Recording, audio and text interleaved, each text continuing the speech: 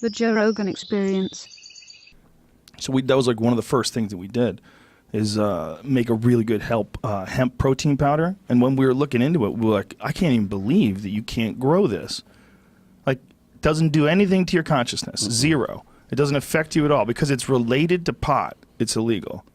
The National Hemp Museum is in Versailles, Kentucky. Is it really? Where I graduated high school. Because Woodford County, Kentucky was at one point the largest hemp-producing county in the entire nation. Whoa. And it just, I don't know, something about the limestone, the soil conditions, the humidity, the sunlight.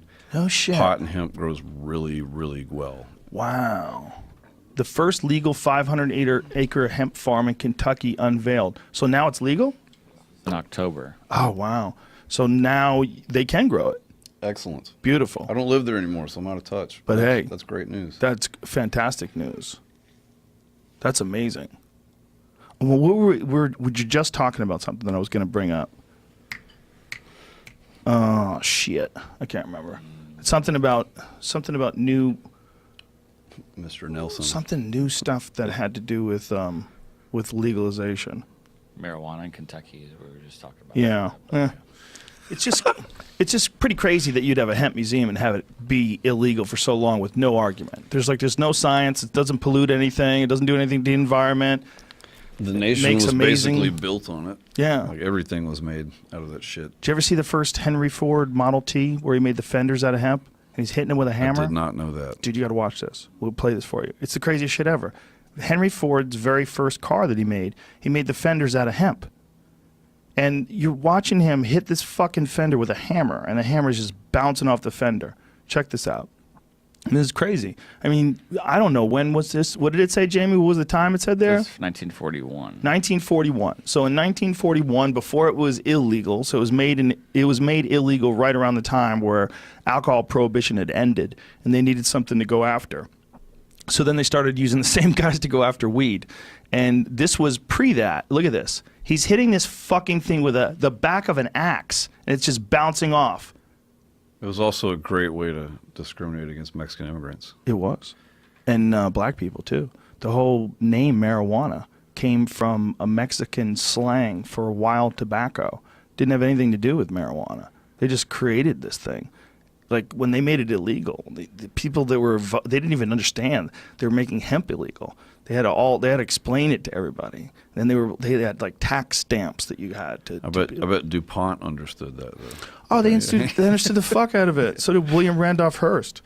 That guy was the craziest. The guy who Citizen Kane was based on. Rosebud. That guy was the craziest. So here it is. This guy's hitting this hemp fender with a fucking hammer. Henry Rollins testing it. Henry Rollins, goddammit.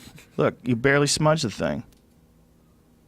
I mean, they're so superior to metal. And it's easy. It's a renewable resource. Like, we've fucked this up so bad.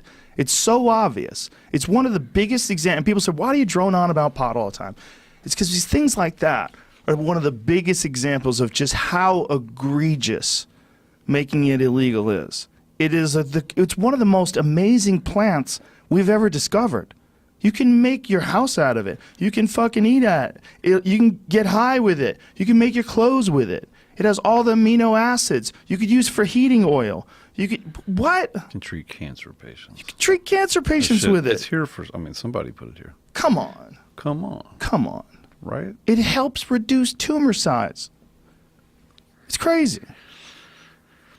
Helps a host of different diseases. I know a lot of people that have like serious inflammation problems. They smoke some weed and they're all right. Just lightens everything up. And it's illegal. And you can grow it. You can grow your own. You could grow a shit ton of it in your backyard. Anybody could. Do you have a sprinkler? Okay. You got some good dirt? All right. You got some weed. That weed's just good to go. That's a fucking hardy ass plant. Yeah, my grandmother, she just had some health stuff, and it's like, how do I, she's pretty old school, like knowing there's this thing out there that isn't anything that these doctors are going to offer her that's just going to make her feel awful. Yeah. And or have to go through all of that. Something to just give you comfort. or ease nausea or make you want to eat food or those kind of things. Like, why wouldn't you want someone you love and care about to have that? But then at the same time, you know, you want to be the person trying to feed pot to your grandmother. You know? Yeah, it's a hard sell. It's a hard sell. Yeah, it's just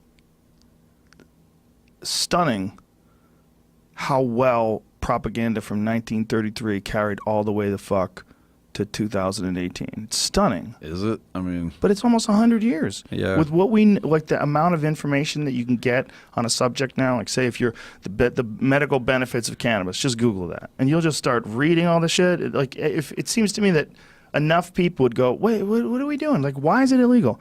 Nobody's died from it. Like, no one. More people die of aspirin every year because 0 die from pot. So it's really, the number's 0. It doesn't mean that people aren't going to get high and walk into traffic. Some are gonna. But I think part of that is because we're not teaching people how to get high properly. Someone gets high for the first time, you let them take 10 hits. I wonder how many of those people that are getting hit by cars are actually looking at their phones. Could be a lot. They were high and looking at their phones. You don't see that here like you do in Nashville. I drive around, and that's like, I hate that. And I'm just driving around town, everybody's texting, everybody's looking down. You can always spot them on the interstate. Yep, weaving. You know, but you don't see that in California. You guys have like really heavy laws. Saw about it today. Yeah, saw it today. Some lady had drifted completely in my lane, and I looked over at her, and I saw the back of her head. Like, I was on her driver's side. I was on that side, looking over at her, and all I saw was the back of her head. She literally wasn't looking at my car, and she was just looking at her phone and working her thumb, and occasionally like looking up at the screen. Or looking up at the windshield. It's like, whoa, you crazy lady. You think just because you're going 40 miles an hour, that's okay because you're on a side street? Like, you're not even looking where you're going. You're driving a car. What if you hit a kid? Jesus Christ. Fuck. What if you slam into some old lady? You know? What if you rear end a bike? You're not even looking. You didn't even notice the bike was there. Boom, you run over some guy's leg. What in the fuck, lady? Or dude? Maybe I was misgendering. I don't know. I don't know what her status is. You got to be real careful today, Sturgill. Man. Is it like that in Nashville? Is everybody like super I progressive? don't know, bro. I don't leave the house. I really don't have any idea. I just sort of... I think that's a good move. Yeah, you know. I like my kids. I mean, I'm somewhat aware of everything going on. It's surprising that none of that's really hit the music business as hard as it is. But... there's just, I try to just do my thing. Yeah. It's a weird world we're living in today. I would like us to figure this out better. I would like us to do just a little bit better job being nice to each other, getting our shit together.